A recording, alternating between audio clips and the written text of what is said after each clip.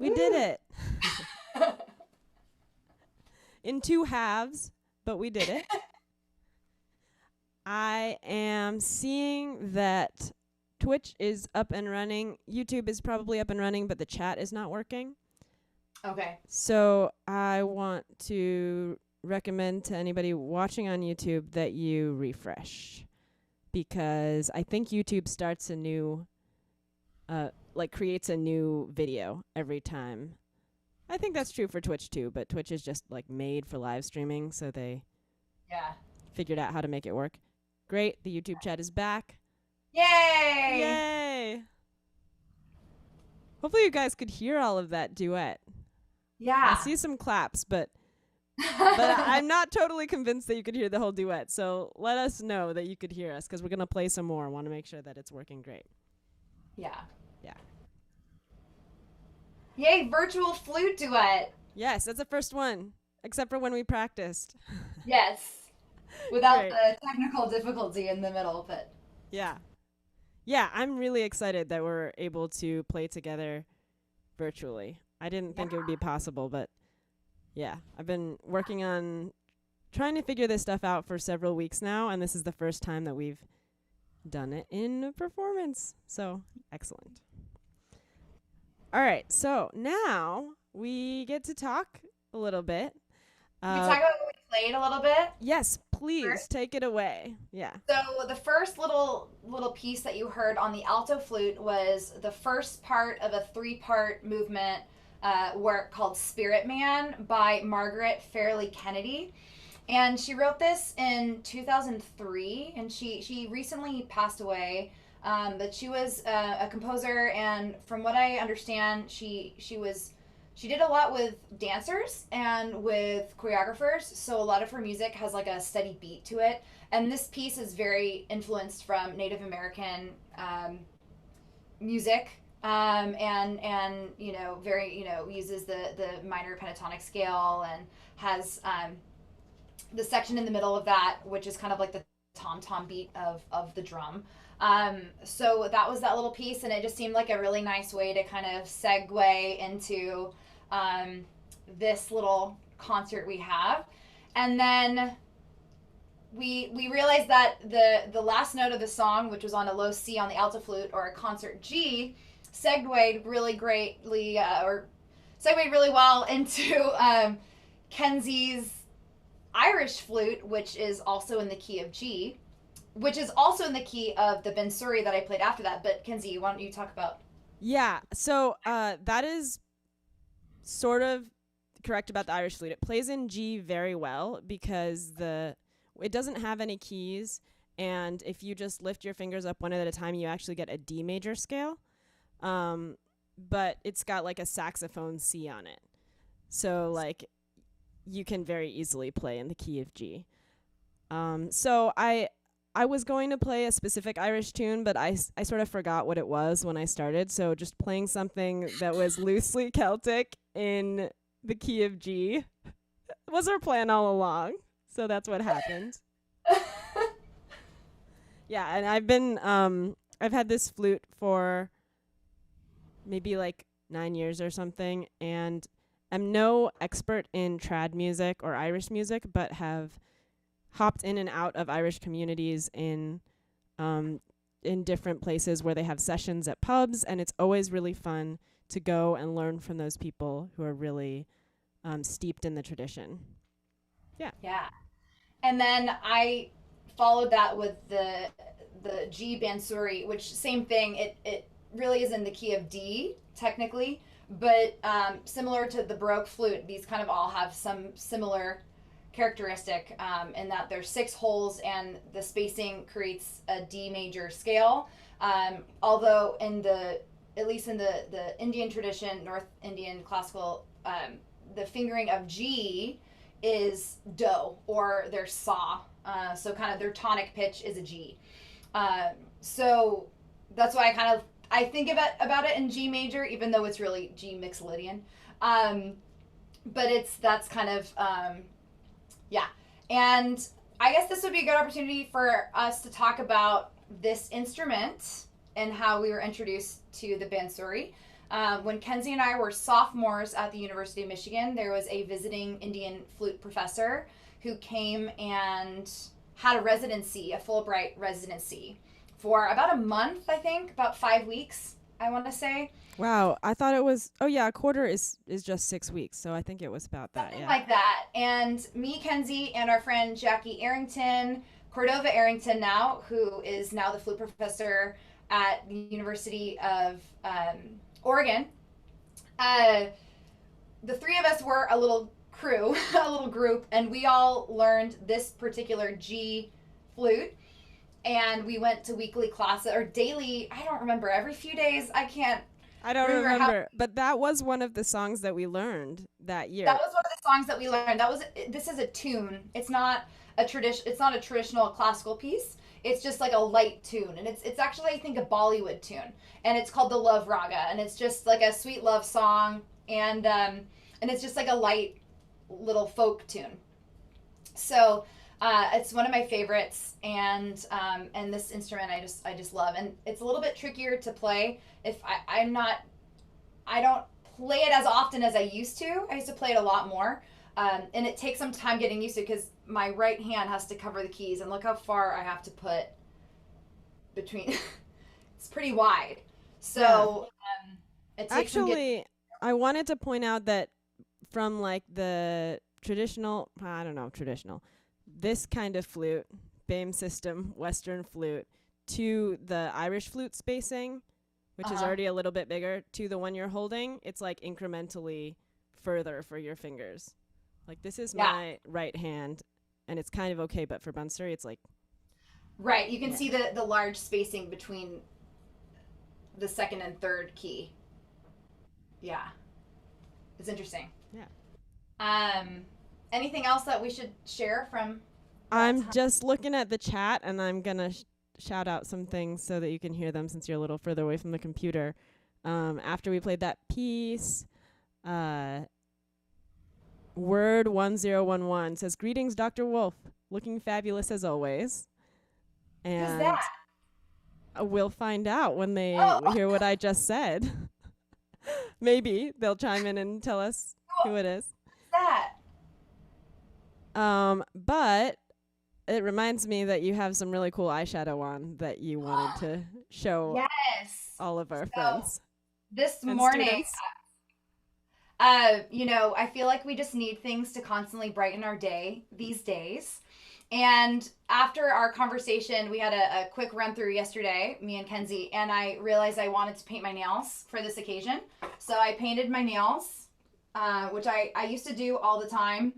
So I did some flowers. I used to do almost every weekend in my doctorate. I would on Saturday nights I would paint my nails with like extravagant nail polish, and I haven't done it in a while. And then this morning I got a eyeshadow palette in the mail because, end of the semester, treat yourself. And I got Lady Gaga's new eye palette. So this is my eyeshadow for today. So very bright colors. Trying to, add some extra cheer to the day. So I haven't really worn makeup at all this entire quarantine. But I'm excited to kind of experiment with some different things now that I have a new colorful fun palette. So. And a special occasion to show it off on the internet. Yes. Edward is word 1011. Oh, of course. Hi, Edward. And Amy loves your eyeshadow. Eugen loves your nails. My mom loves your nails. Thank you so much. And your eyeshadow. Meanwhile, I was in the bathroom with like eyeliner, like drawing an accidental line up to my eyebrow and be like, oh God. I fixed it, but then I put on glasses, so it doesn't matter anyway. All right. Now we get to hear some music that you did a lot of research on. Before you get into that, though, how about play us a couple movements and then let us know about it. I'm going to play 2 movements of a song called Night Music by Vanraj Bhatia, and then I'm going to talk about it a little bit afterwards.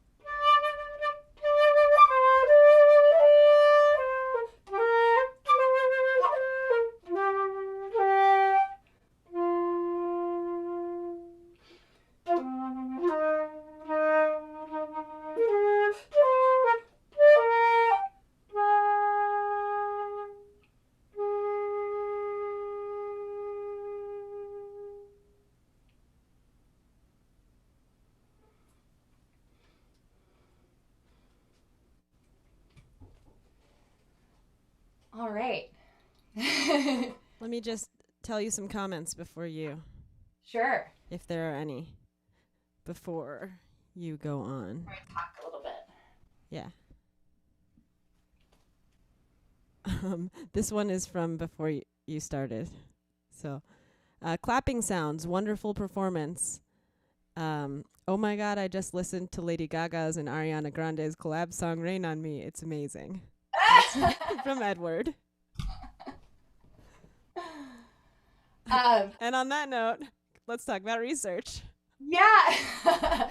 So I just played 2 movements of this piece called Night Music by an Indian composer named Vanraj Bhatia, and I actually wrote my dissertation on this piece. And I wanted to kind of lead from the other bansuri, the larger bansuri, into this because it was really that time my sophomore year with Kenzie that I became enamored with Indian music and North Indian classical music, Hindustani music in particular. And so when it came to figuring out a dissertation topic, I knew I wanted to combine it with some understanding of Indian music, especially since my related field in my doctorate was ethnomusicology. So I kind of all fell into place. I know that sometimes it can be overwhelming to think, how do you even get started with something like that? And I will say that it really, there were months and months of me brainstorming different ideas and different concepts until kind of something just kind of like threw itself at me, and I learned of this piece in a few different ways, and I realized how cool it would be to research this work and research the composer. So I started digging in, and I could go on and talk for hours about my research, and I will not do that here. So I wanted to pick one particular little nugget that was very exciting and then lead to another little piece, another little performance. So one of the most amazing things about research is when you go down the rabbit hole of just kind of discovering things and seeing where that leads to, which is kind of how life is kind of in a way as well. And Kenzie and I can talk a little bit about our experiences with kind of this concept of how life has led us in different places than we expected.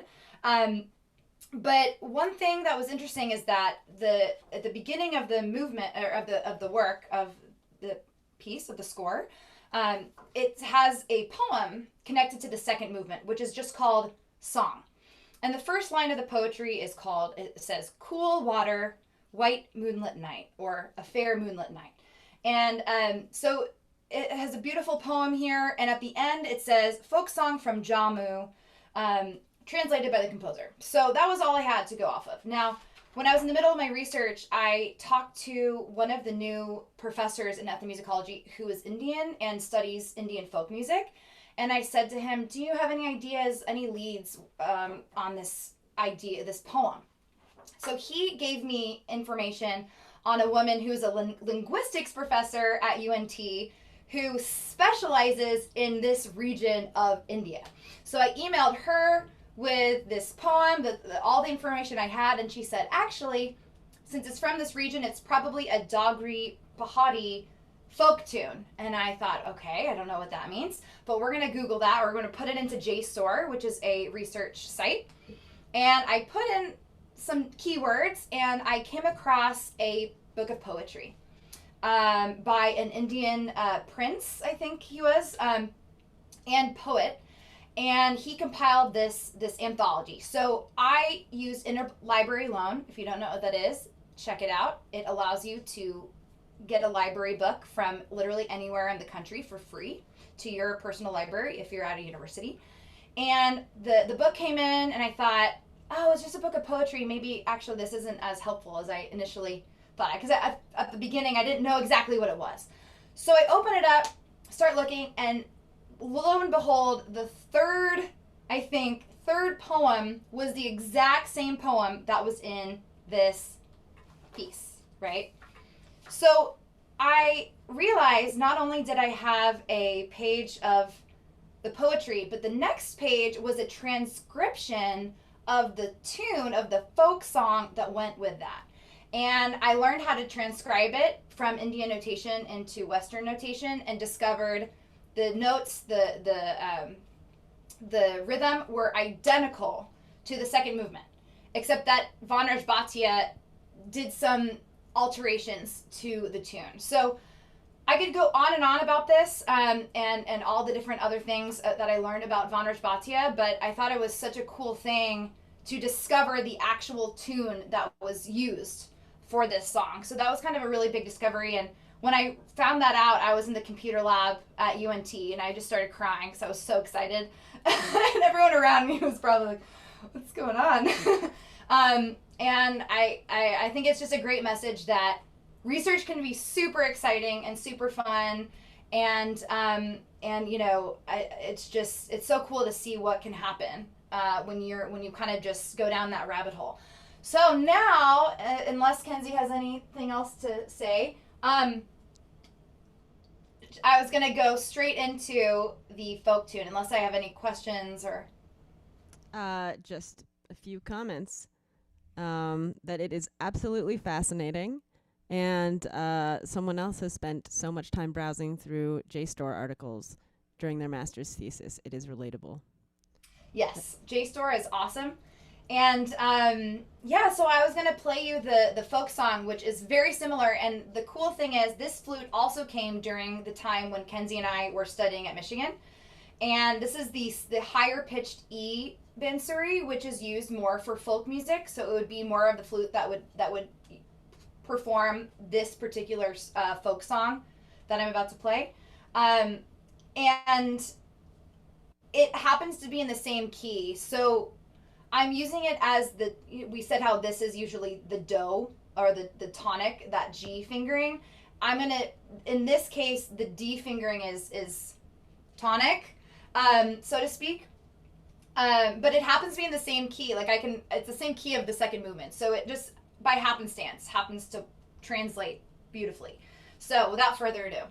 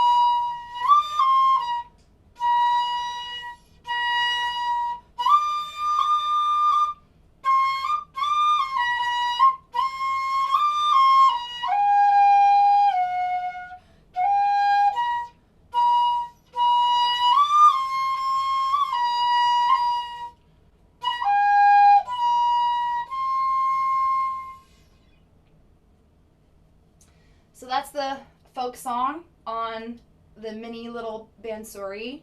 And if you're interested in reading my dissertation, it is on ProQuest, and the title is Uncovering Aspects of Indian classical music in Vanraj Bhatia's Night Music and other works. I kind of butchered my own title just then. Maybe you can put a link in there while I'm doing something later, if there's a. I mean, it doesn't have to be right now. I was typing the title, but then you got to Vanraj Bhatia, and I was like, well, never mind. I can't type that. If you Google my name, maybe it'll come up. But or Indian classical music. So I wrote, it ended up being 177 pages when all was said and done. Craziness.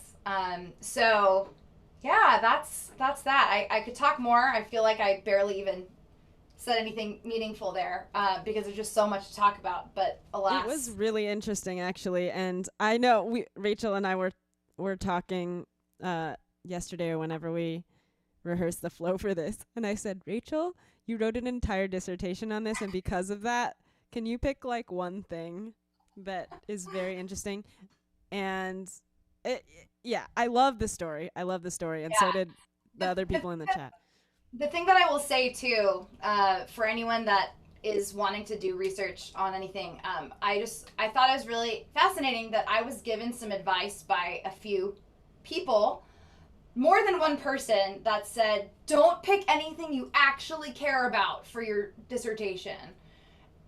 Because you're going to be having to rewrite it and do all these edits, and you're going to just go crazy if it's something that you actually care about. So pick something that you don't care about, so you don't like get your heart broken if things change. And I did not follow that advice. And I think it's important to pick something that you are passionate about. And if you don't know what you're passionate about, this is a great time to kind of just try different things over the summer and during this time, and see what gets you excited to get out of bed and to do something creative. And that can lead you down a path that you don't necessarily even know is there. So yeah, and I think that's a really good segue into a more general conversation about trying out an opportunity or something that in our lives you or I have thought, oh, that seems like it could be a good idea. Or, oh, I was planning to do this, but now it's not going to work out. Let me try something that I've never tried before. There seem to be parallels between writing a research paper when you worry about, should I do something I'm passionate about, and going through life and career and saying, what kind of musician do I want to be and what steps do I need to take to get there? So you brought up the other day how we were sort of applying to the same track of grad schools at the same time. Yeah. Do you want to talk about that? Yeah. So Kenzie and I both applied way back when to University of Texas at Austin. And I applied to a few other places. Kenzie applied to a few other places. And Kenzie ended up going to UT Austin. And I was waitlisted there. And I think that year she only accepted one person, I want to say. I don't know. I can't remember. Can you say that again? It cut out for a moment. Oh, I can't remember your year if you were the only one, Oh, there were two. There were two. So I was applying for a few other places and I was waitlisted, and that was kind of that. And, at that time it was really challenging because I didn't know really what was going to happen with my life. And there's a lot of other really crazy things going on in my life at that time as well, external to music. And things kind of happened the way they were meant to happen. And Kenzie had this incredible, time at UT Austin and started doing all these really awesome things in Austin. And I actually moved to LA that year instead. I'm originally from California, and I happened to have a fateful brunch with my old freshman year roommate, Amy Pluff, who is now Kenzie's current roommate in LA. Because of another fateful meeting. That was very random. So, and because of that time in LA, I was able to explore some really exciting things, and I got to perform with Darren Criss and kind of saw him rise to fame. And I was doing a lot of Indian fusion stuff with some friends that were at Cal Arts, which is north of LA. And so that really was such an influential time of my musicianship and my learning and figuring out what I wanted to do. And then I ended up going just to cut in there, the fact that you went to and lived in Los Angeles for a year instead of going to grad school, it seems to have influenced everything that you did after that. If you had gone straight to the University of Texas at Austin, maybe something totally different would have happened. Right. My life probably would have gone a completely different direction. Absolutely. So I think it's just a good message that we are all so interconnected, and that we're all and that's the cool thing about music. And that because of that led me to go this direction, which was the exact direction that I needed to go through and experience in order for me to become who I am as a musician today. Yeah, and as So a result of these fortuitous moments that happen when you're going after something that seems fascinating to you, even if you don't know, like, where is the end? Where am I? Where's my destination? Like, you right, never exactly knew that you were going to be teaching as a lecturer at the University of Texas San Antonio until it yeah. happened, right? Yeah. Right, absolutely, right. It's like just kind of one foot in front of the other, and what am I going to do? And I don't know. I'm just going to do this thing, and then that leads to this thing, and then that leads to this And that thing, is okay and great. and that is okay. Yeah, Yeah. totally. So I Yeah, do think that's a good thing to just put out there for all of the recent grads and people starting the summer right now. yes, And I feel this all the time, which is, oh no, am I doing enough? Am I being productive? Am I going toward the career of my dreams? But it's good to remind myself, just like take the next step towards something that you are really excited about, and you'll end yeah, up somewhere that aligns with those things that you followed. Yeah. yeah. I got one example um, from my life, which is since I went to Austin, I thought I was going to study orchestral performance. And I did study that, but I also ended up going to a new music concert where I met an electroacoustic composer and suddenly ended up in this world of electroacoustic commissions and being one of the main people in Austin playing flute and doing that.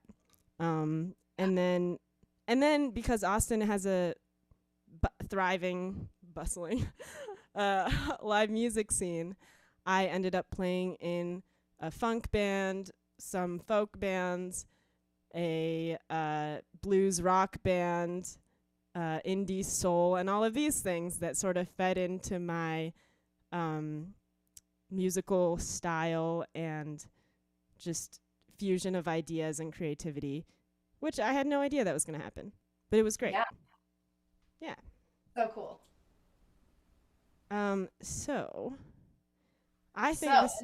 yes, in the spirit of exploration and trying new things, this last segment Right. is um is a little bit of that for both of us. Um, so Yeah. So we both decided to bring something that we are just learning to do.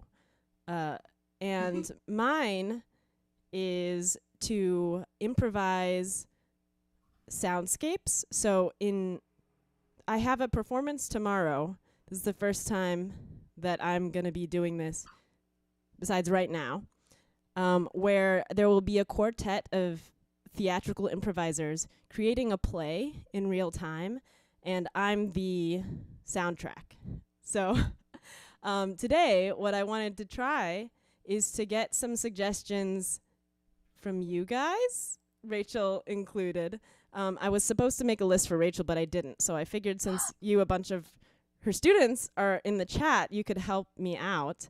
And basically, I would like a suggestion of a place that has a really evocative sound world, like a swamp or like a professor's secret lab or like a stormy night on the open ocean or, something in that vein, like an abandoned castle in the Middle Ages, but don't use any of those. I mean, you could if you really like them. You can vote for one of the things that I just said, or you can suggest something else. And Rachel, you pick. Or if nobody makes suggestions, then you make one. I'll make And then I will, do something for a minute. And we'll see what comes out. any suggestions yet in the chat? A family's living room with toddlers. I really like that one. Let's start with that. Okay.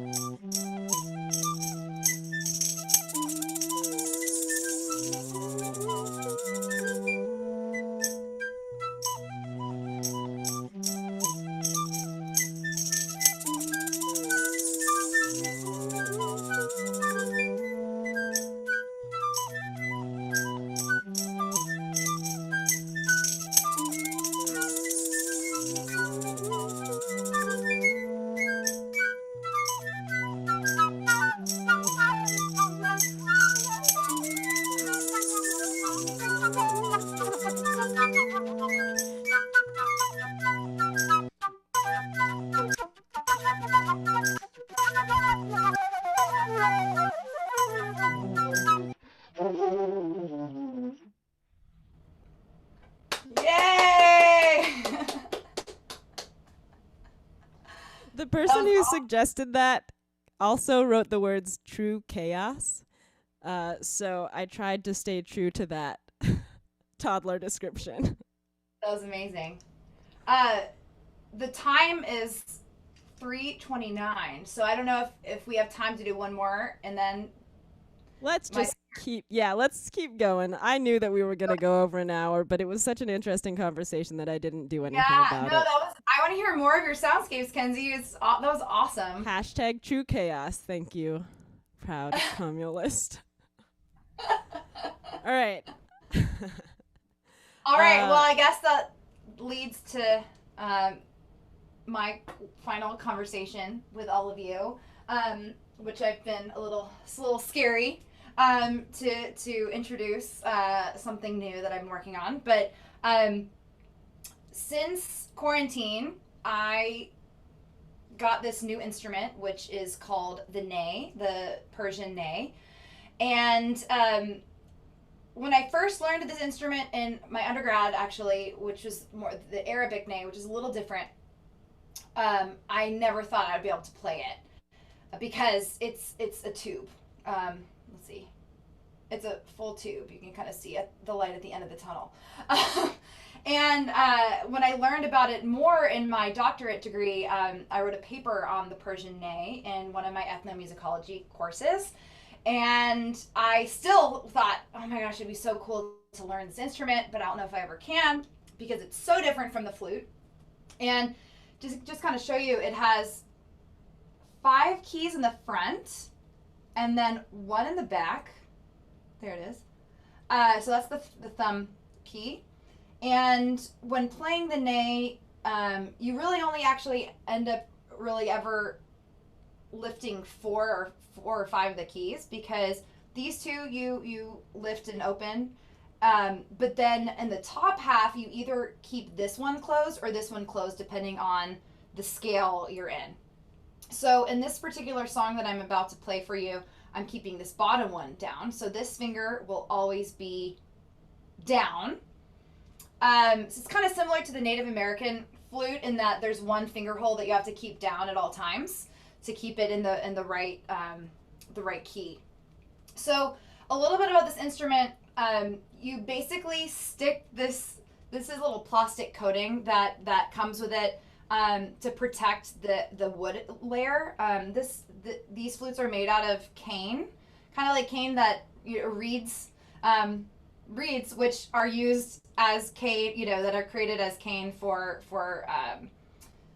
clarinet, reeds, saxophone reeds, all of that. It's the same wood material.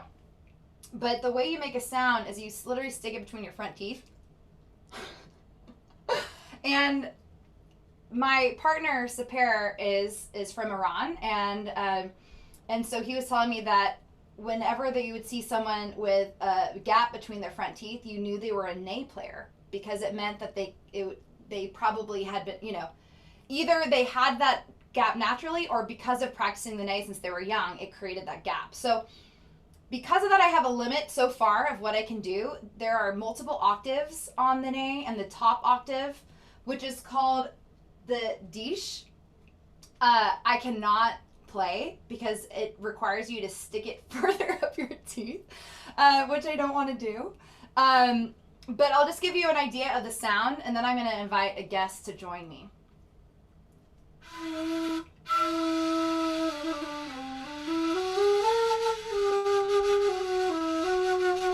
So it kind of has like a woody sound. Now, I literally just started learning this instrument, I remember, mid-March. And when I was looking up YouTube tutorials, there's one guy that does YouTube tutorials in English, and he's hilarious. And he said, he's like, it takes a year to make a sound. So, practice every day and do all these weird things, and after a year, you'll make a sound. And then you'll do this, and then after a lot of time, you'll be able to do this. And so I was like, oh my gosh, I'm never going to be able to make a sound. But I kept persevering and figuring out looking at what he was doing with his tongue and all these crazy things. And I finally got a sound, which was very exciting. And then when Kenzie asked me to do this concert a week ago, I thought, I'm going to figure out how to learn a song, which I kind of did. And I'm going to play that for you right now. Wait, can I jump in here and say something before you invite on your guest? Yes. Okay, so the fact that I just want to generalize that nugget of wisdom that you just gave us, which is that your previous experiences in your life, even if you don't think that they're related to the thing that you want to learn right now, they are. It's not like you picked up that flute and you knew nothing related to it. First of all, you've played a bunch of other flutes. Second of all, you've had this fascination with the music of other cultures.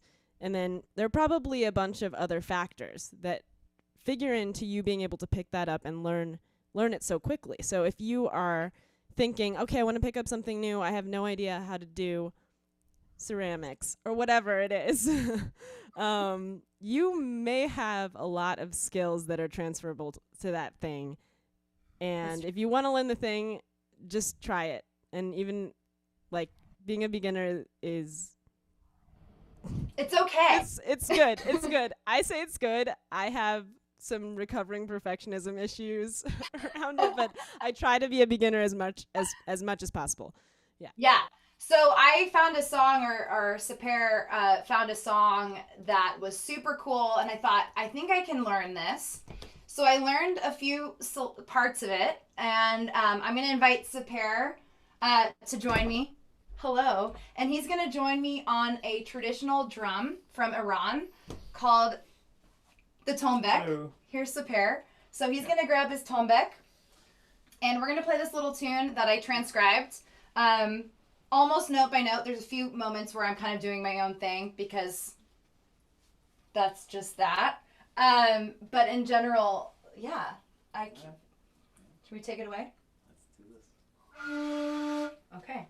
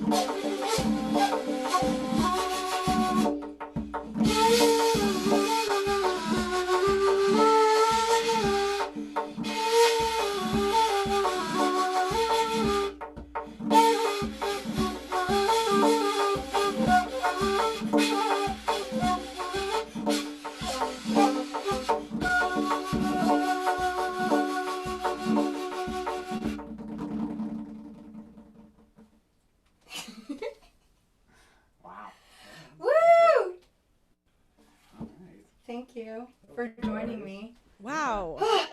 That is so cool.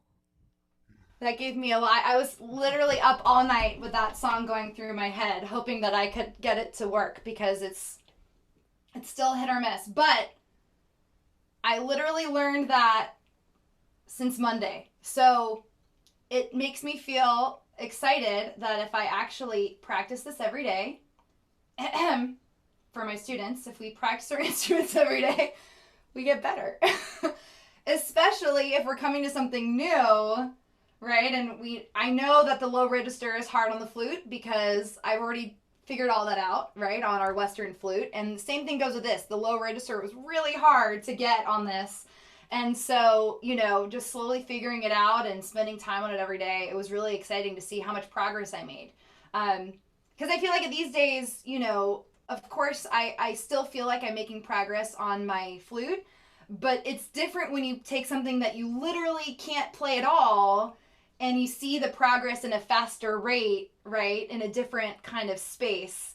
So it's kind of fun. It's fun to learn new things and to see how quickly it can progress if you work on it every day. So that's my incentive to keep working on this throughout the summer and see what I sound like by the end of the summer. See how, knowing that I was able to accomplish what I was able to accomplish this week. So that is a little bit about the ney, and it's a really beautiful instrument. Highly recommend checking out, some Spotify playlists and That's so great. And if anybody starts trying a new instrument and, like me, gets frustrated with the amount of progress that they feel like they're not making in the first days or weeks or months or whatever, there's also that other side where you got to remember that your ears are way better than like a beginner musician. So you're going to hear what it should sound like, and you're not going to be even close, but like that's okay. You are still going to be making huge progress because it takes a while for your physical muscle memory to catch up. There's like a huge gap there between what you think the music should really sound like and what you can play. And I'm going like this because I've been playing a lot of guitar lately and been feeling those feels. But it's totally worth it. That's the other thing I want to try to see if I can get.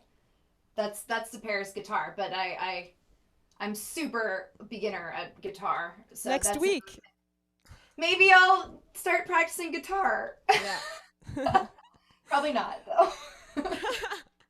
So I wanted to make sure that we promoted anything that's happening, either coming up or later this summer, or places where people can keep abreast of what you're up to.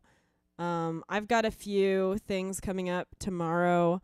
As I alluded to, I'm going to be live scoring a play that is improvised on Twitch, twitch.tv/hideout theater, and that is at 1 p.m.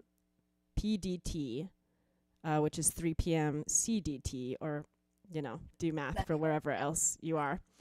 And I have Instagram and Facebook, and I just this morning decided to redo my website, kenzieslottow.com.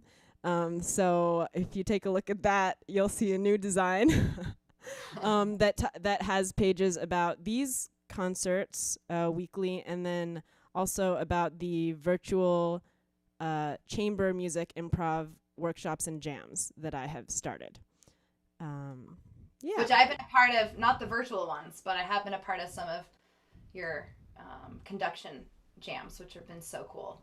Yeah, I hope you can come to and a it's so virtual cool one. because you can do it virtually. It works. It's so awesome.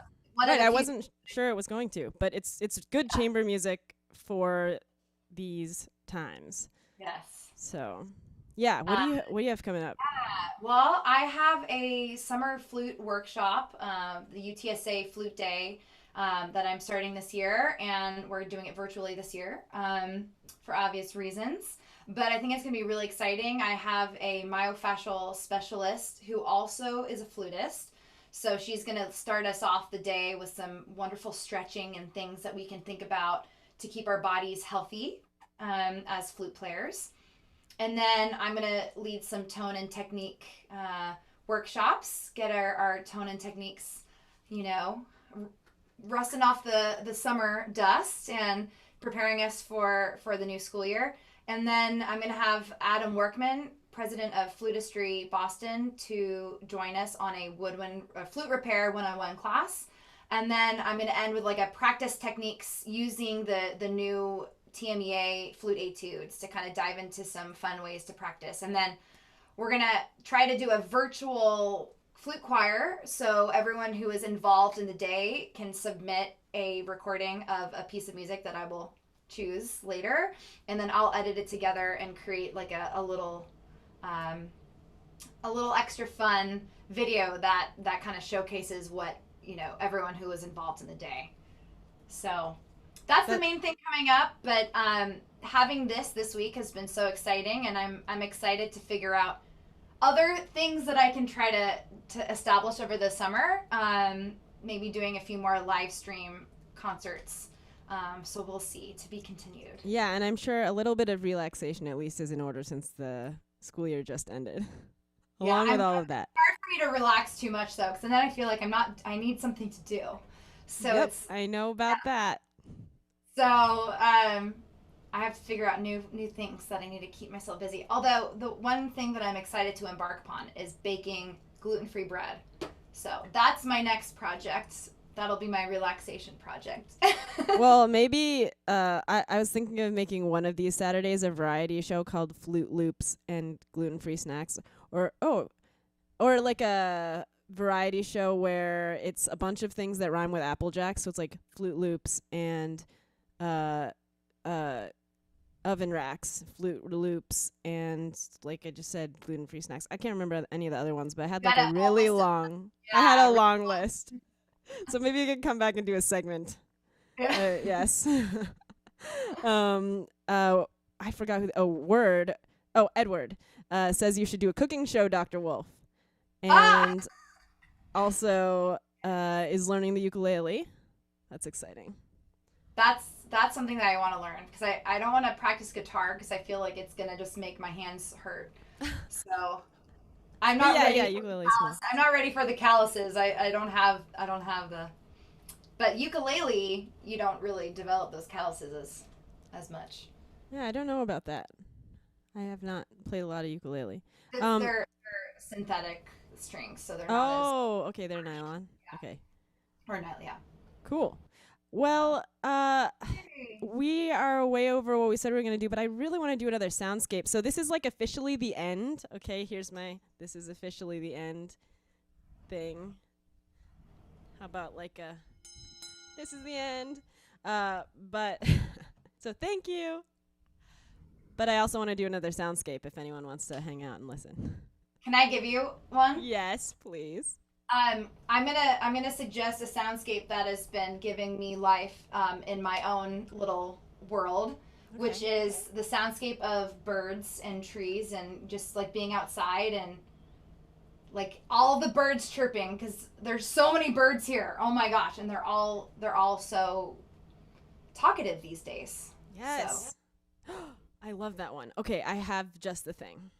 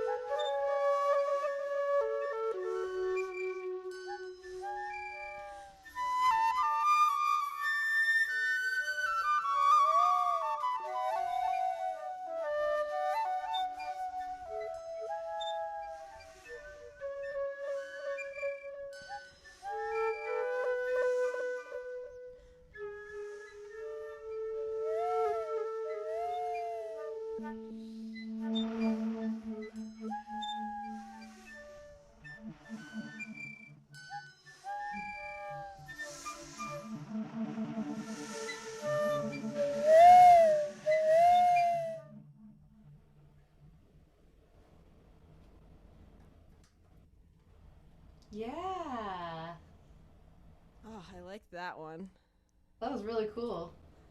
Thank you. Beautiful. I give half the credit for that to Proud Communist, who continued to give suggestions throughout. So, thank you. What did she say? Oh yeah, okay, so first it was just the birds like you thought. And then it's windy. You have the birds chirping and you're just kind of vibing in a hammock, maybe listening to nature. And then the next one was maybe you're like nodding off. And then you've entered your dreamscape at this point. Ooh. Those were very, very helpful. I was like, okay, then I'll do this thing, and then I'll add a little bit of this. It's great. That's awesome. That sounds like the perfect way to spend Memorial Day weekend. Yeah. Out in a hammock. And safely social distanced. Yeah, just in a hammock in your backyard or something. Yeah. Thank you, Extreme Bow 4. If you like the soundscape stuff, please come support me in my first try at doing it with live actors. I mean, live virtual actors tomorrow at 3 p.m. Central on the Twitch channel for Hideout Theater, which actually I'm just going to put in here because that's easiest. Twitch.tv/Hideout Theater. I feel like it's going to be even easier when you have people, like, you're seeing what other people are doing. Yeah. Hopefully. Yeah. And I think that I'm going to want to do it a lot more. Like, I'm going to ask some other troops if they want to, like, rehearse with me trying it and then, put on some little half-hour shows. I bet that'll work it into the Saturday Flute Loops and sessions. So, yeah. Absolutely. Just, keep hanging out, giving me suggestions, and we'll have fun. Yeah. Well, thank you, everybody. This was such a blast. Rachel, it's so great to talk with you and to meet some of your students virtually. Yes. And thank you, everyone, for joining. Yeah. Yeah, this has been so fun. Thank you so much for inviting me and allowing me to have a good reason to dive back into all these other flutes that I have. As much as I, want to practice my Western flute all the time as well, it's of all these other flutes that sometimes get lonely. So I'm excited to dive in deeper this summer and see what happens with some of those instruments. Me too. I'm excited to see what you end up doing. We all are, I'm sure. Yeah. Everyone in the chat.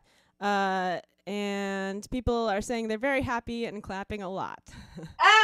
Thank you, everybody. You make it so much more fun for us. I mean, we could talk to each other and play for each other and have a lot of fun by ourselves, but it's way, it's next level with you guys. So, bye, everybody.